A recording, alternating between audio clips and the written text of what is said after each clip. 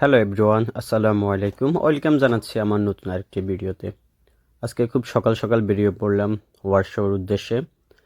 আমি পোল্যান্ডে যে কোম্পানি পরিবর্তন করেছি, নতুন কোম্পানিতে আসার পর আমি কোম্পানি থেকে ফাইল ট্রান্সফার না করে সরাসরি টিআরসি কার্ডের জন্য আবেদন করি আমার নতুন কোম্পানি থেকে। সো আজকে সকাল সকাল আমি লয়ার, আমার কোম্পানির বস বেরিয়ে পড়লাম ইমিগ্রেশনের উদ্দেশ্যে। শরতের সকাল, খুব সুন্দর সারি সারি গাছের পাতা, সাথে আছে মুন্সিগঞ্জ জেলার টিপুবাই। আমি টিপুবাই এবং অনেক বাংলাদেশি একসাথে ফিঙ্গার দিয়েছি ওয়ারশো ইমিগ্রেশনে। আমার আর টিপুবাইয়ের ডিসিশন চলে আসলো। আমি যেহেতু কোম্পানি পরিবর্তন করেছি, সেহেতু কোম্পানি থেকে ফাইল ট্রান্সফার না করে সরাসরি দ্বিতীয় টিআরসি কার্ডের জন্য আমার নতুন কোম্পানি থেকে আবেদন করি 24 সালের ডিসেম্বর মাসে, এবং জুন মাসে ফিঙ্গার দিই। সেপ্টেম্বর মাসে আমার ডিসিশন আসে। সো সেপ্টেম্বর মাসে গিয়ে আমি কার্ডটি উত্তোলন করি। বলতে বলতে চলে আসলাম ওয়ারশো ইমিগ্রেশনে। আলহামদুলিল্লাহ, আমি পোল্যান্ডের দ্বিতীয় কার্ডটি হাতে পেলাম। আমার দ্বিতীয় কার্ড খুবই ভালো লাগলো আমার কাছে।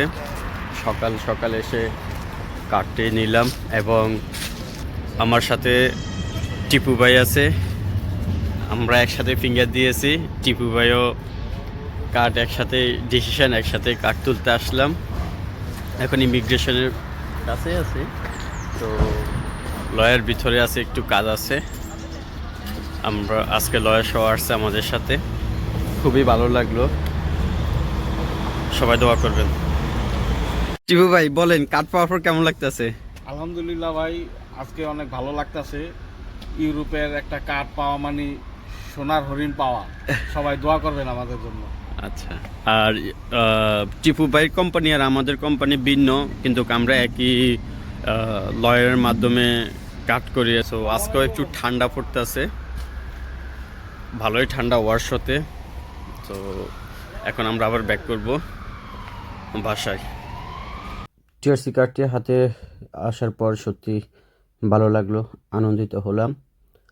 আমি অবশ্যই ধন্যবাদ জানাতে চাই আমার কোম্পানির বসকে এবং আমার লয়ারকে, যিনি আমার সকল ডকুমেন্ট সুন্দরভাবে সাবমিট করেছে। সো বন্ধুরা, দেখতে দেখতে আমাদের বাড়ি ফেরার সময় হয়ে গেল। আমরা এখন বাড়ির উদ্দেশ্যে রওনা দিব। আমাদের জন্য দোয়া করবেন, আর কারো যদি কোনো কিছু জানার থাকে অবশ্যই কমেন্ট করবেন, আমি রিপ্লাই দিব ইনশাআল্লাহ। নতুন করে যারা ইউরোপে আসবেন চিন্তা ভাবনা করতেছেন, তারা অবশ্যই ইউরোপে আসার আগে আইন কানুনগুলো ভালোভাবে জেনে শুনে আসবেন, কারণ 2025 সালে অনেক ইমিগ্রেশন আইন পরিবর্তন করা হয়েছে। সো বন্ধুরা, দেখতে দেখতে বিদায় নেওয়ার সময় হয়ে গেল। যারা কষ্ট করে ভিডিওটা দেখছেন তারা অবশ্যই লাইক, কমেন্ট, শেয়ার করে পাশে থাকবেন, এবং কোনো কিছু জানার থাকলে কমেন্ট করবেন। সবাই ভালো থাকবেন, সুস্থ থাকবেন। আল্লাহ হাফেজ।